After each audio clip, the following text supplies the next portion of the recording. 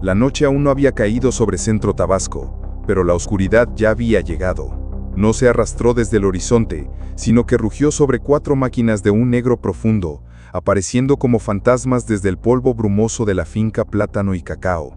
El rugido ensordecedor de los motores de alta cilindrada rasgó el sofocante silencio de la tarde, un sonido mortuorio que se había convertido en una obsesión aterradora en toda la región. No eran criminales comunes, eran los segadores de la muerte de la barredora, sicarios de élite forjados en fuego y sangre, enviados para sembrar el terror y entregar un mensaje sangriento que resonaría desde los pasillos del poder hasta el más oscuro de los callejones. El líder, una sombra de rostro cubierto conocido solo por el alias de El Cuervo, apretó con fuerza el manillar de su Kawasaki Ninja ZX-10R. El viento azotaba su cuerpo, pero dentro de la máscara, sus ojos ardían con una llama fría de odio y orgullo profesional. La orden había sido transmitida directamente desde el más alto nivel. El precio por la captura de Ulises Pinto, uno de los pilares de la organización, debía ser pagado por las autoridades con un miedo absoluto.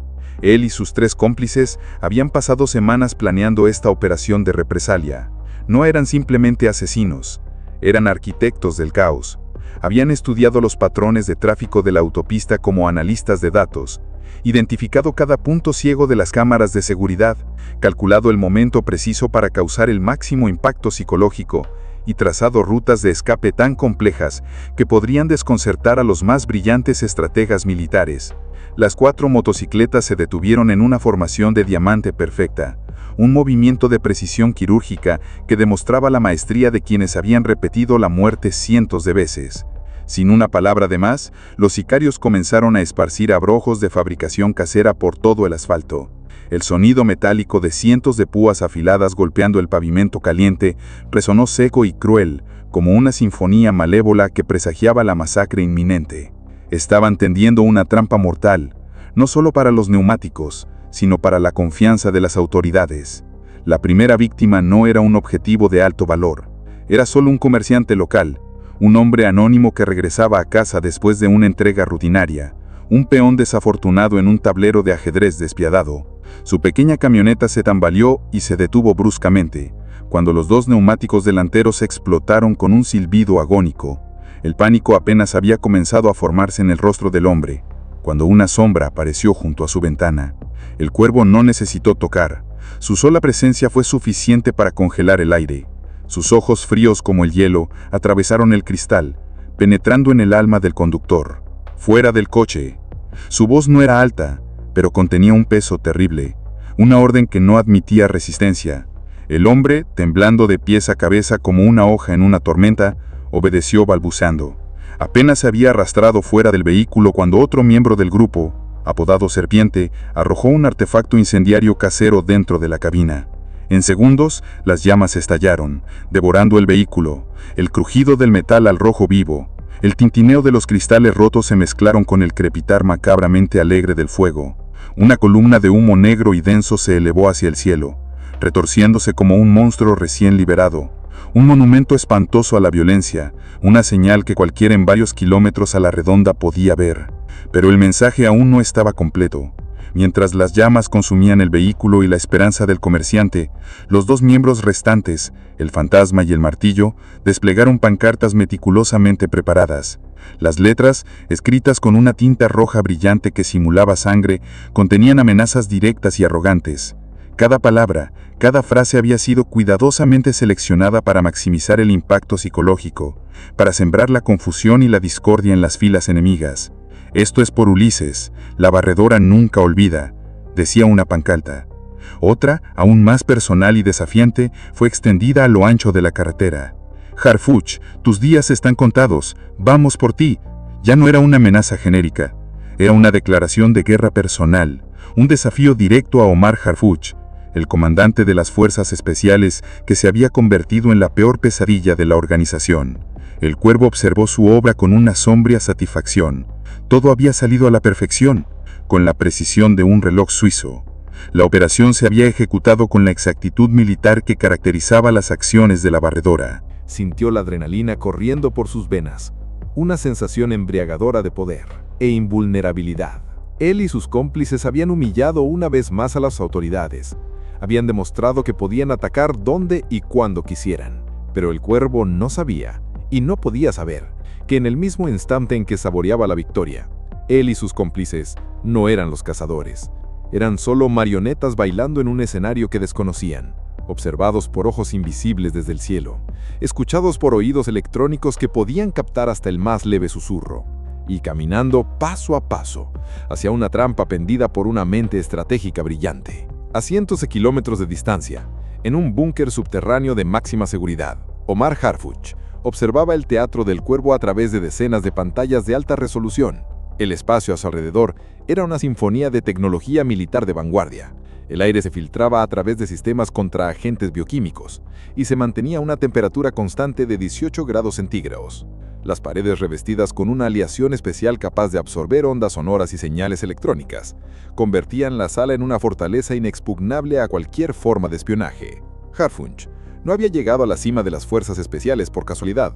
Su reputación como estratega despiadado, un maestro de la guerra psicológica, y su capacidad para anticipar los movimientos del crimen organizado lo habían convertido en una leyenda viva. Cuando se enteró de la captura de Ulises Pinto, no celebró. Inmediatamente activó todos sus recursos de inteligencia, porque sabía mejor que nadie que una bestia herida es la más peligrosa. La represalia no era una posibilidad, era una certeza.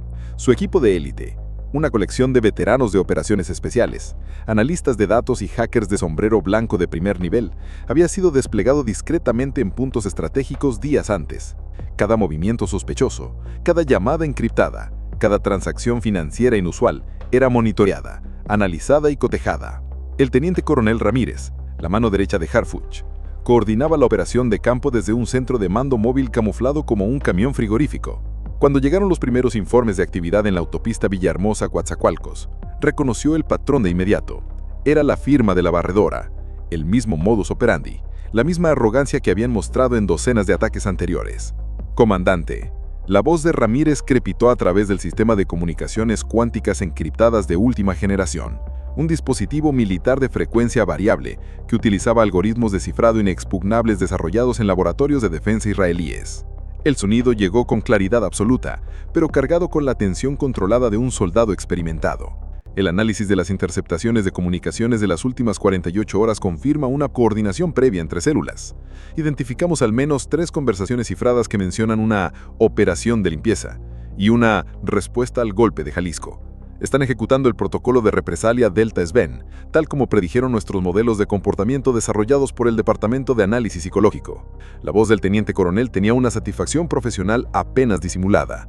Él y su equipo habían pasado meses construyendo modelos predictivos basados en inteligencia artificial, analizando terabytes de datos sobre las operaciones pasadas de la barredora, y ahora la realidad se desarrollaba exactamente como el algoritmo había pronosticado. En el cuartel general subterráneo, Harfuch se encontraba ante una mesa holográfica tridimensional, donde se proyectaba un mapa de la región con capas de datos superpuestos, transmisiones de video en tiempo real de drones, datos de interceptaciones de comunicaciones, mapas de calor de actividad criminal. Cuando llegó la transmisión de Ramírez, una sonrisa fría y calculadora se dibujó en sus labios. No era una expresión de alegría, sino el reflejo de una satisfacción intelectual suprema. Era la sonrisa de un gran maestro de ajedrez que ha anticipado los siguientes 15 movimientos de su oponente. Era la sonrisa de un predador que ha preparado pacientemente una trampa perfecta y ahora observa a su presa entrar voluntariamente. «Perfecto, Ramírez», respondió, su voz cargada de autoridad absoluta. «Déjalos terminar su teatro. Quiero que se sientan completamente seguros». Quiero que experimenten la euforia de una victoria fácil, que crean que han logrado enviar su mensaje de amenaza sin ninguna consecuencia. Hizo una pausa, sus ojos recorriendo las pantallas de datos. Déjalos disfrutar de su ilusión de impunidad. Quiero que se relajen, que bajen la guardia y que se sientan invencibles. Luego, cuando estén en su punto más confiado y menos alerta, cuando crean que han humillado una vez más a las autoridades, cerraremos el círculo. Esta vez no vamos a atrapar solo a 4 peces pequeños. Vamos a arrastrar toda la red, toda la estructura de apoyo logístico, de comunicaciones y de mando que hizo posible esta operación. El Cuervo y sus 3 cómplices, sumidos en la euforia tóxica, comenzaron su retirada con la arrogancia de los depredadores que nunca han encontrado un oponente digno. Las Kawasaki Ninja ZX-10R rugieron de nuevo, desgarrando el aire húmedo y caliente de Tabasco. Se dirigían a su punto de escape predeterminado, una ruta que habían ensayado meticulosamente, una obra maestra de planificación táctica que incluía 7 rutas alternativas, 15 puntos de reunión y una red de 23 casas de seguridad. El Cuervo, cuyo nombre real era Miguel Ángel Contreras Vázquez, un veterano de 5 años en el Ejército Nacional antes de desertar, había aplicado todo su conocimiento militar a la planificación. Creía que su plan era perfecto. Había considerado todas las posibilidades, todas las variables, pero había una variable que no podía calcular: Omar Harfuch. Lo que estos 4 depredadores no podían imaginar era que cada uno de sus movimientos, cada aceleración, cada latido de su corazón acelerado por la adrenalina, estaba siendo monitoreado, analizado y anticipado por una red de vigilancia que Harfuch había tejido pacientemente. Esta red era una obra maestra de coordinación entre tecnología militar e inteligencia humana. Drones sigilosos, algunos tan pequeños como libélulas, otros tan grandes como águilas, sobrevolaban a gran altura, transmitiendo imágenes de ultra alta resolución. Sus sensores infrarrojos podían detectar la firma de calor de los motores de las motocicletas, identificar armas ocultas bajo la ropa por la diferencia de temperatura, e incluso monitorear el ritmo cardíaco de los objetivos. En tierra, agentes encubiertos como granjeros, obreros de la construcción y camioneros estaban apostados a lo largo de todas las posibles rutas de escape, formando una red de ojos imposible de penetrar. La persecución se desarrolló en un silencio absoluto. Las 4 motocicletas corrían a una velocidad vertiginosa, pero en el mapa holográfico de la sala de mando de Harfuch eran solo 4 puntos rojos moviéndose de manera predecible, rodeados por docenas de puntos azules de las fuerzas especiales. Las motocicletas llevaron a los investigadores a una propiedad rural aparentemente abandonada, en las afueras de Villahermosa. Desde el exterior, parecía una de las cientos de granjas de la zona, pero para los ojos entrenados y la tecnología de vigilancia de largo alcance, era una fortaleza. El capitán Morales, un experto en operaciones de infiltración, había tomado una posición en una colina cercana. A través de su mira óptica térmica con un aumento de 100x, podía ver lo que el ojo desnudo no podía. «Comandante, hemos ganado el premio gordo. No es un simple escondite, es un complejo operativo en toda regla. Cuento al menos 40 individuos armados, múltiples vehículos blindados y lo que parece ser un arsenal de armas y explosivos a gran escala. Esto es un centro de mando regional». Harfuch analizó la información con su característica frialdad calculadora. Era una oportunidad de oro para asestar un golpe mortal a la Barreroda. Pero un asalto frontal sería un baño de sangre. Al mismo tiempo, el equipo de inteligencia electrónica había logrado descifrar el sistema de comunicaciones interno de la propiedad. Lo que descubrieron fue aún más alarmante. La propiedad no solo era un centro de operaciones, también era una prisión secreta. Sensores de audio de largo alcance habían captado gritos ahogados, y el análisis de video de los drones mostraba edificios fuertemente custodiados donde la Barreroda probablemente mantenía rehenes para pedir rescate o torturaba a sus rivales. La trampa estaba tendida. La presa estaba en la jaula, pero ahora, en la jaula, también había inocentes. La misión se había vuelto exponencialmente más compleja y peligrosa. Cuando el sol comenzó a ponerse en el horizonte, pintando el cielo con tonos naranjas y púrpuras dramáticos, Harfuch tomó la decisión final. La operación se llevaría a cabo en el momento justo del crepúsculo, aprovechando el cambio de guardia y la disminución natural de la visibilidad. En las horas siguientes, una maquinaria de guerra masiva y silenciosa comenzó a moverse. Unidades de élite de las fuerzas especiales, conocidas como los Lobos, se desplegaron sigilosamente en un perímetro de 3 kilómetros alrededor de la propiedad. Francotiradores, equipados con rifle Barrett M82, capaces de atravesar paredes de ladrillo, tomaron posiciones estratégicas. Equipos de asalto, armados hasta los dientes y con gafas de visión nocturna de 4ª generación, se prepararon para múltiples puntos de entrada simultáneos. El mayor Santos, comandante de Los Lobos, un hombre con el rostro lleno de cicatrices y ojos que nunca sonreían, coordinaba el despliegue de los equipos de asalto. «Equipo Alfa en posición», informó Santos a través del canal de comunicaciones encriptado. «Tenemos una visión clara del edificio principal. 12 individuos armados contados en el perímetro exterior. Posibles explosivos en las entradas. Todas las unidades».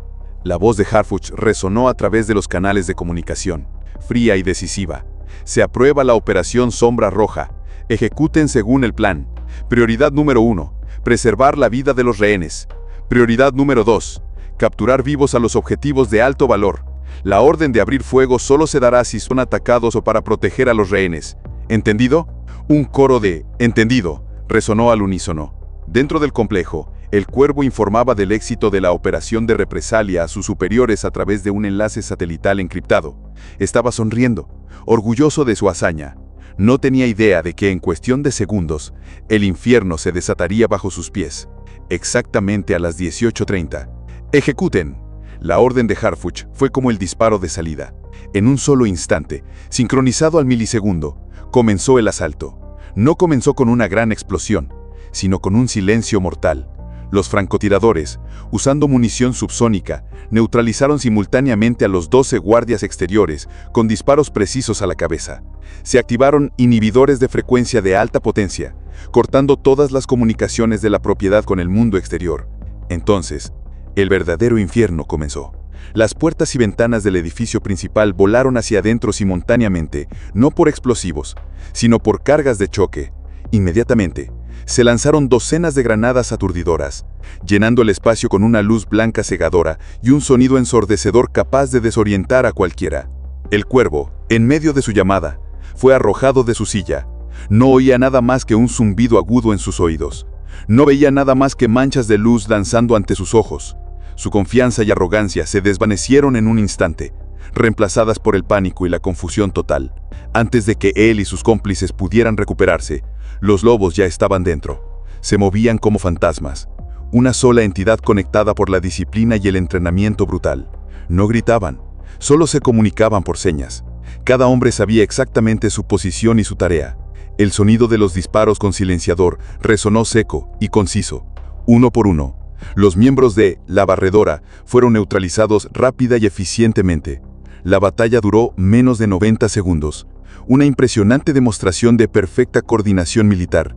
Cuando la luz y el sonido volvieron a la normalidad, el Cuervo se encontró en el suelo, boca abajo, con una bota táctica presionando su nuca.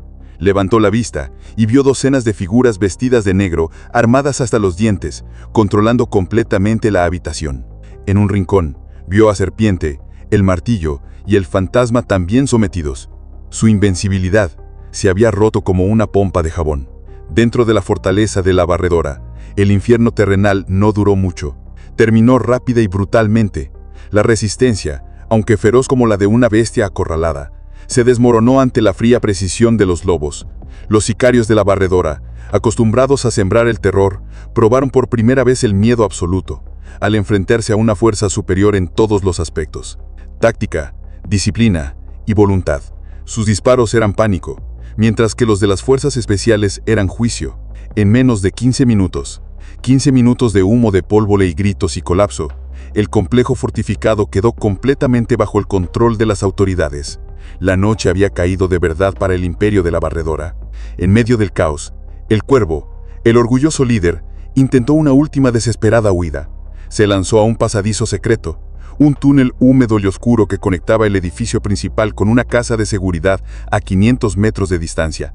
En la sofocante oscuridad, se arrastró como una rata, el aire denso con el olor a tierra húmeda y miedo. Cada centímetro que avanzaba era un rayo de esperanza.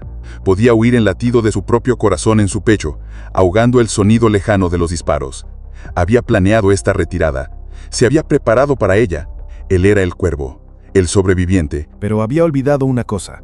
Estaba en un duelo de ingenio con Omar Harfuch, y Harfuch siempre iba un paso por delante. Cuando el Cuervo salió torpemente de la boca del túnel, entrecerrando los ojos para adaptarse a la luz, lo que le dio la bienvenida no fue la libertad, fue un cerco perfecto. Los reflectores cegadores convirtieron la noche en día. Docenas de puntos láser rojos de las bocas de los subfusiles convergieron simultáneamente en su pecho, dibujando una sentencia de muerte silenciosa. Frente a él, frío y tranquilo, estaba el teniente Silva y su equipo. La ruta de escape se había convertido en una trampa mortal, un callejón sin salida del destino. Se acabó el camino, Cuervo. Resonó la voz de Silva, afilada como un cuchillo. Vio la desesperación absoluta en los ojos del sicario, el colapso de alguien que una vez se creyó invencible. Omar Harfuch te manda saludos. Esa frase fue como un martillazo final, destrozando cualquier ilusión restante. La captura del Cuervo no fue el final, fue solo la llave que abrió una caja de Pandora llena de secretos horribles. De vuelta en el complejo, la atmósfera ya no era tensa por las balas, sino por la emoción de un descubrimiento de inteligencia sísmico. Los equipos de Harfuch habían descubierto un verdadero tesoro. No oro ni drogas, sino algo infinitamente más valioso, el cerebro electrónico de la barredora. Ordenadores portátiles, discos duros y servidores que contenían información detallada sobre toda la estructura de la organización, mapas digitalizados de rutas de contrabando transnacionales, y lo más aterrador de todo, listas encriptadas con los nombres de funcionarios corruptos, los gusanos que carcomían el aparato gubernamental desde dentro. Mientras los sicarios eran esposados, vendados y trasladados a centros de detención de máxima seguridad, Harfuch supervisaba personalmente el descifrado de los datos.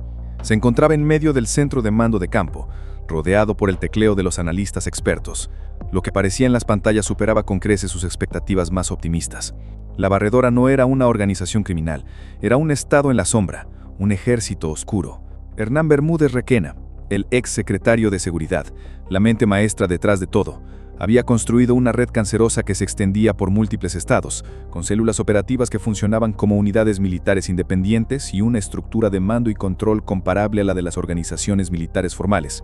De repente, el coronel Vega, un analista de inteligencia de pelo canoa y gafas gruesas, se levantó de un salto. «Comandante, tiene que ver esto. Dios mío». Harfuch se acercó rápidamente.